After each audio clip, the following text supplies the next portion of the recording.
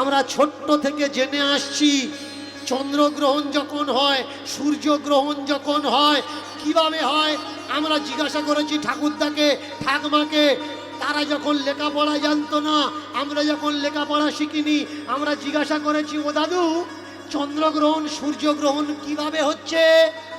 তারা বলেছে, শোন, রাহু আর কেতু সূর্যকে আর চন্দ্রকে গিলে নেয়, গলার থেকে বেরিয়ে যায়, পেট কাটা পেটের থেকে বেরিয়ে যায়, এটাকে বলে সূর্য গ্রহণ, চন্দ্র গ্রহণ। কিন্তু সত্যি কোনটা?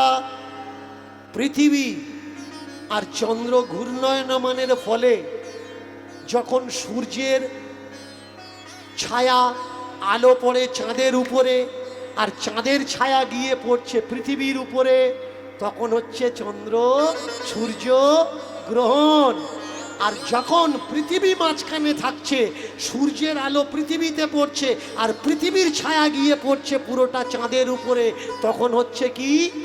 চন্দ্র গ্রহণ। তার মানে এই গল্পটা সম্পূর্ণ ফাজলামো গল্প। এই ফাজলামো গল্প দ্বারা ভগবানের গায়ে শুধুমাত্র দোষ দোষ দোষ দেওয়া হলো। শুধু যে ভগবানের গায়ে দোষ দেওয়া হয়েছে তা নয়, কিছু আংটি পাটি আছে, আংটি পাটি হাত দেখে বলছে তোমার রাহুর দশা, তোমার শনির দশা, নীলা নেওয়া লাগবে, তোমার প্রবাল নেওয়া লাগবে, তোমার গোমেদ নেওয়া লাগবে। কেন? এই আংটিতে তোমার গ্রহ শক্তিকে আটকাবে।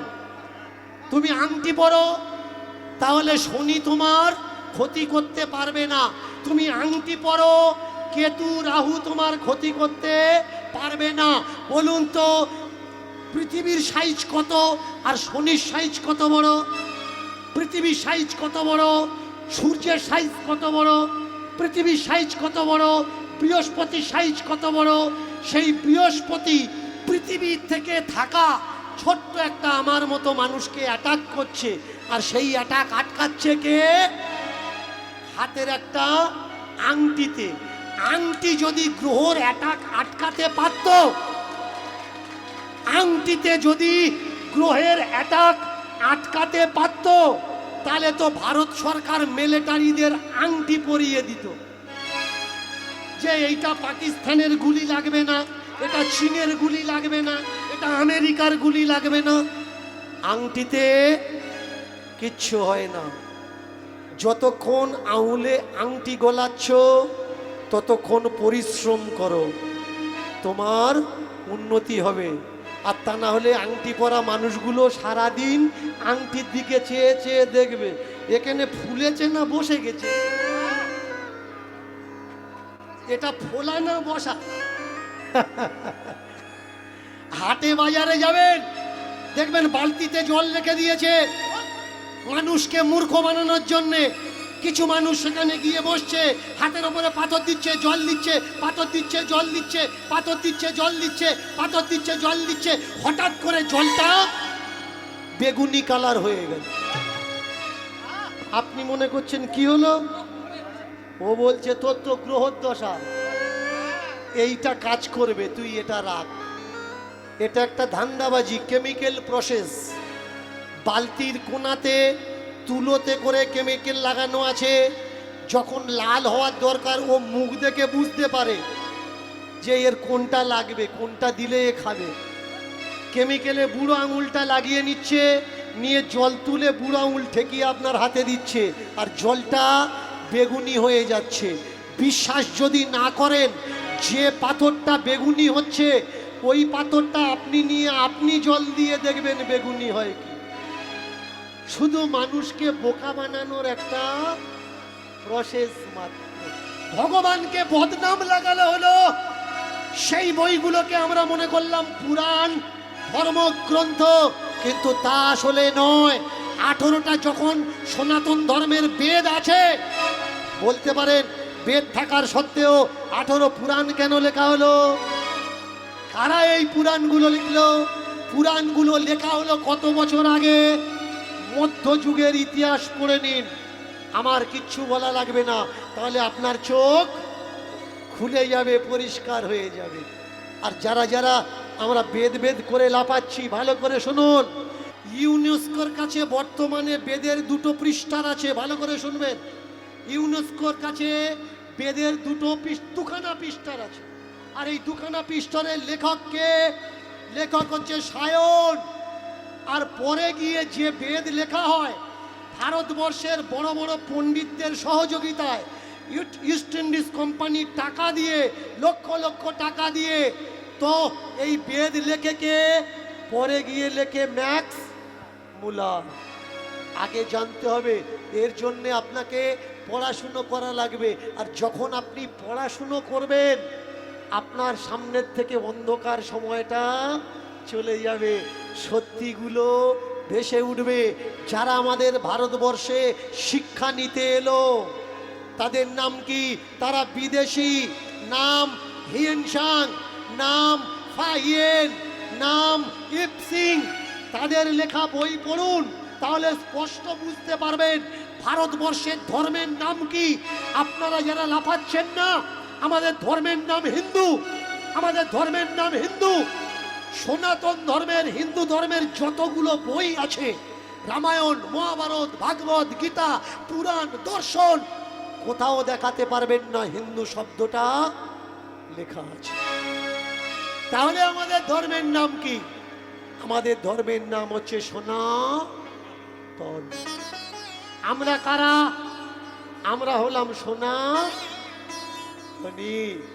আজকের এই সনাতন ধর্মের যে ভগবানকে সব থেকে বেশি মানা হয়, সেই ভগবানের নাম কি? প্রেম সে বলুন, ভগবান শ্রী কৃষ্ণ। আজকে দ্বাপর যুগের ভগবান শ্রীকৃষ্ণ কলি যুগের দ্বারকার সিংহাসনে বসে রামদাসকে দেখা দিয়ে বলছে, সামনের বারে আসবি গরুর গাড়ি নিয়ে, আমি তোর সঙ্গে চলে যাব। করজোড়ে বৃদ্ধ রামদাস বলছে, ঠাকুর তুমি তো ভালো কম, বদময়েশ বেশি।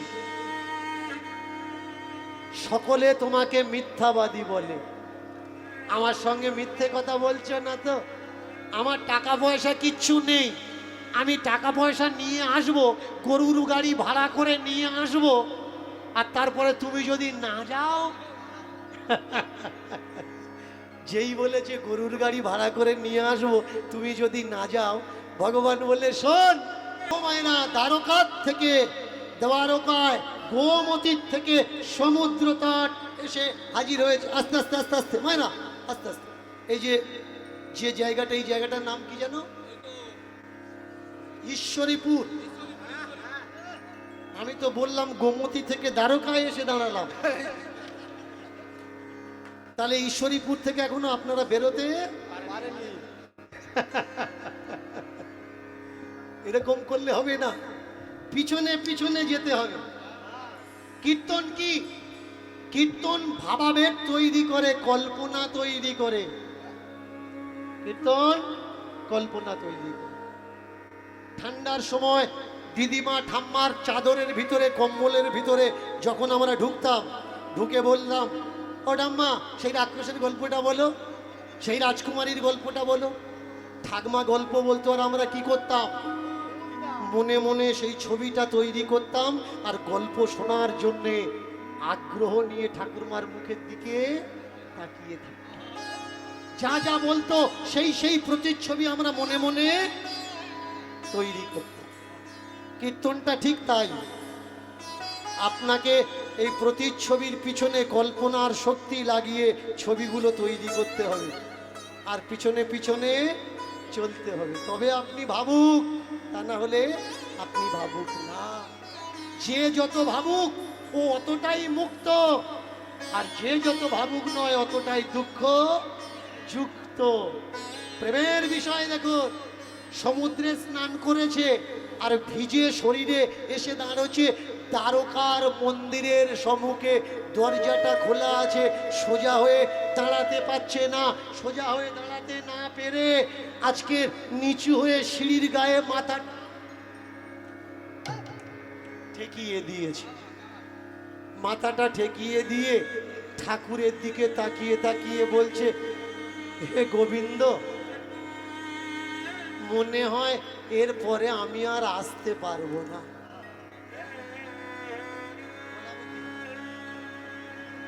যা বয়স হয়েছে আমার,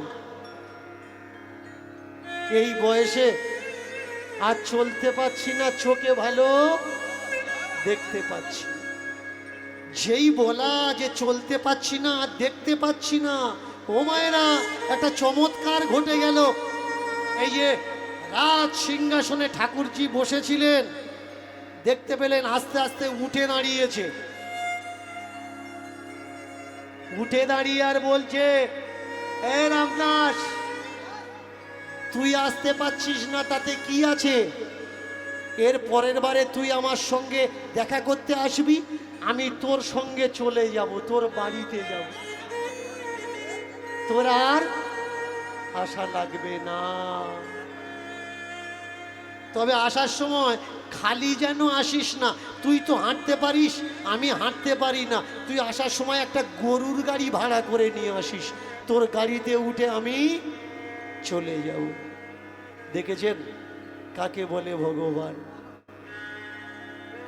যে ভক্তগত প্রাণ, ভক্তের জন্যে যার কাঁধে মনো প্রাণ, যে নিজে না খেয়ে ভক্তদের খাওয়ায়, তাকে বলে ভগবান।